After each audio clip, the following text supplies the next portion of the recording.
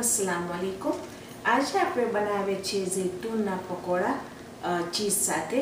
તો ચાલો આપણે શરૂ કરીએ। હું તમને બતાવું કે આપણે શું શું વસ્તુની જરૂર પડશે। અહીંયા છે મારી પાસે 1.5 કપ ધોરું લોટ જે છે मैदा। પછી અહીંયા છે મારી પાસે પાણી જે આપણે એનો લોટ બાંધશું। અહીંયા છે મારી પાસે મોઝરેલા ચીઝ। અહીંયા છે 1 કપ મોઝરેલા ચીઝ। અહીંયા છે મારી પાસે એક મોટો ચમચો મરી કાળી મરી। અહીંયા છે મારી પાસે 1 કપ ચેડર ચીઝ એક પણ યલો ચેડર ચીઝ। અહીંયા છે મારી પાસે લગભગ 6.5 આઉન્સ ઝૈતુન જેને આ જે છે એ લીલા ઝૈતુન છે જેને સ્લાઇસ કરેલા આવે છે। ને જો તમને આખા મળતા હોય તો તમે એને સ્લાઇસ કરીને રાખજો અને એની અંદર જે આ પિમેન્ટોઝ હોય છે એ પણ તમે વાપરી શકો છો। અને બસ આપણે તેલ ખપશે તળવા માટે। તો આ બહુ આસાન રેસીપી છે પણ બહુ જ ફાઇન થાય છે ચીઝ સાથે। તો ને આ એક વસ્તુ છે કે તમને ગરમ ગરમ રાખજો। તો તમે જો મારે રમઝાન માટે ઇફતાર કરવા માટે રાખતા હો તો લોટ બાંધીને રાખી દેજો, પછી છેલ્લે બાકી તળીને એને સર્વ કરજો। તો ચાલો આપણે આ 1.5 કપ વ્હાઈટ લોટમાં આપણે નાખી દઈશું આપણી મરી। અને મરી ફાઇન રીતે નાખજો કારણ કે એનું જે મરીનો સ્વાદ છે આમાં એ બહુ જ ફાઇન આવે છે। પછી આપણે નાખી દઈશું એની અંદર આપણું ચીઝ, 2 જાતનું ચીઝ।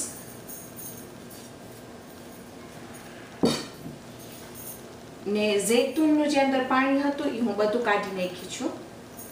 અને જો તમને આનાથી વધારે પણ ઝૈતુન નાખવું હોય તો તમારા ઉપર છે। એની અંદર તમને મશરૂમ્સ નાખવું હોય કે બીજું કાંઈ પણ નાખવું હોય એ બિલકુલ તમારા ઉપર છે।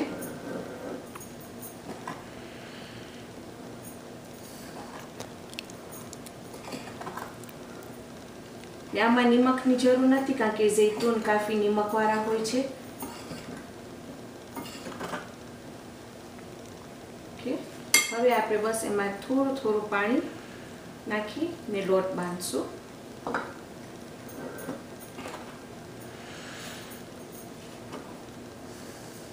હું જ્યાર સુધી આ કરું છું ત્યાર સુધી આપણે ચૂલો પણ આપણું ઓન કરી નાખીએ। ને આ જે છે એ આપણે એને શેલો ફ્રાય કરશું। શેલો ફ્રાય એટલે થોડાક તેલમાં, આપણે એને આટલા બધા તેલમાં નહીં એને તળીએ।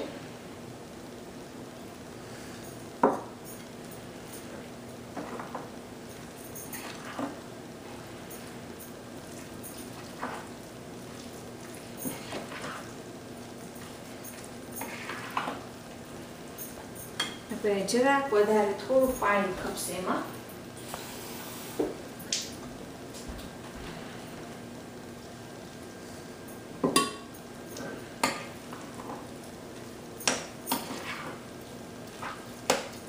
તો તમે જો કે લગભગ આપણે 1.5 કપ મેદામાં 1.5 કપ લોટમાં આપણે લગભગ 1 કપથી જરાક વધારે પાણી નાખ્યા।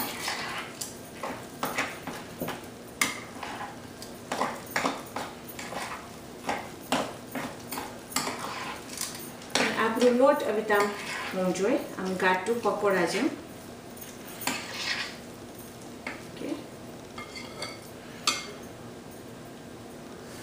અને હું ચાખી તો એમ લાગે છે કે આમાં થોડુંક નિમક નાખીશ હું।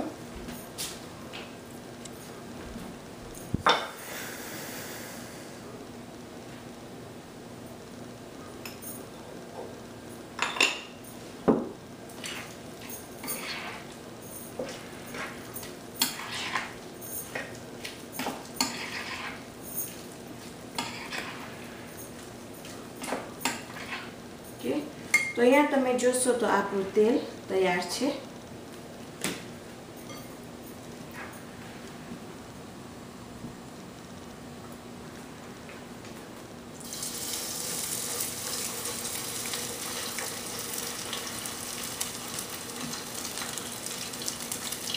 તમને જો રાઉન્ડ પાડવું હોય, ગોળ પાડવું હોય તો તમારા ઉપર છે।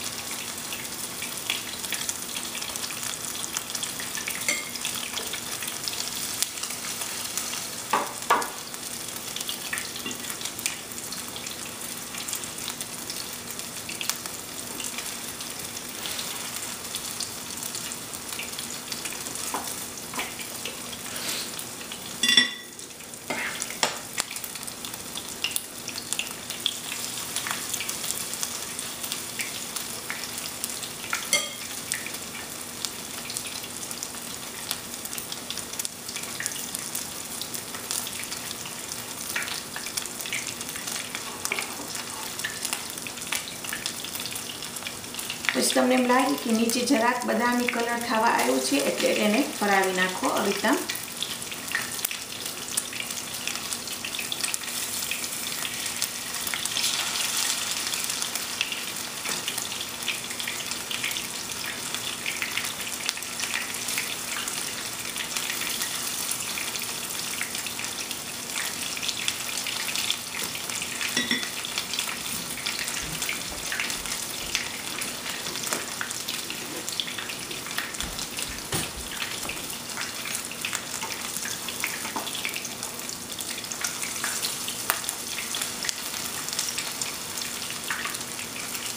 અને આમાં તમે ખપતું હોય કે તમને અત્યારે રંગ ફાઇન લાગે તો તમે થોડા કાળા જૈતુનને પણ કાપીને એમાં નાખી શકો છો તો એનું રંગ જુદું થશે.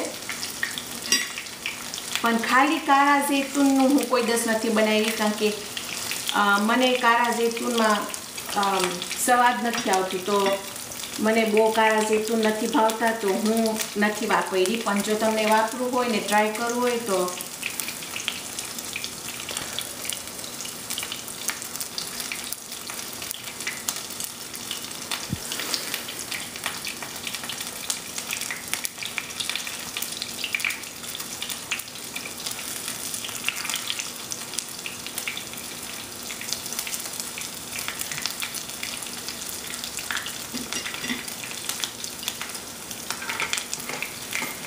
ને 1.5 કપમાં માશાલ્લાહ ફાઇન રીતે તમારા લગભગ 12 થી 15 નીકળશે, ડિપેન્ડિંગ કે કેટલા તમે મોટા કે નાના બનાવો છો.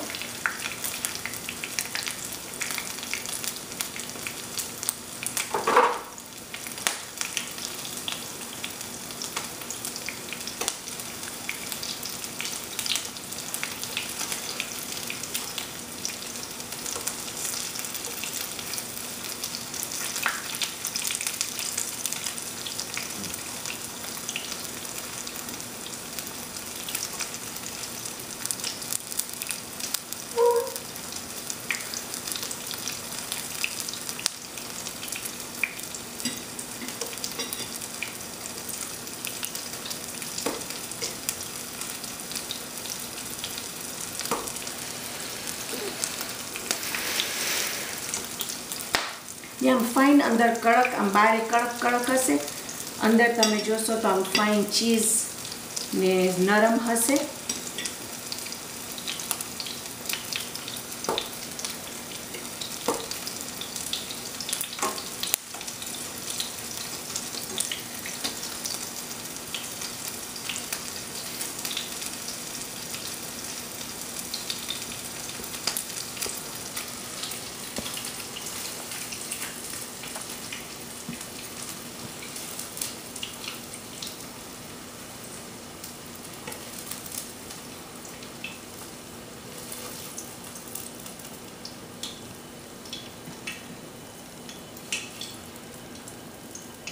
ઇન્શાલ્લાહ હું આ બીજા બધા પતાવી અને આપણે આવી હું ત્યાં સુધી આ જરાક ઠરી ગયા છે તો હું તમને બતાવીશ કે આપણે કેવી રીતે એને સેટ કરશું, અને હું તમને કાપીને બતાવીશ કે અંદર કેવું લાગે છે. તો અહીંયા તમે જોશો તો આપણા બધા ભજીયા તરાઈ ગયા છે. હવે હું ટ્રાય કરીશ અને હાથથી કાપવાનો, પણ બહુ ગરમ છે. પણ જો તમે હું કાપીશ તો તમે જોશો કે અંદર ચીઝ ફાઇન રીતે છે, જૈતુન ફાઇન રીતે છે, ને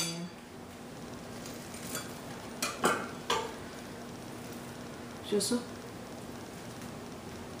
ફાઇન રીતે પાકી ગયું છે.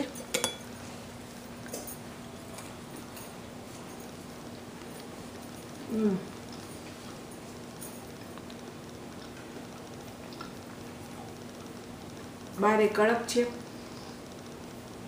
અંદર એકદમ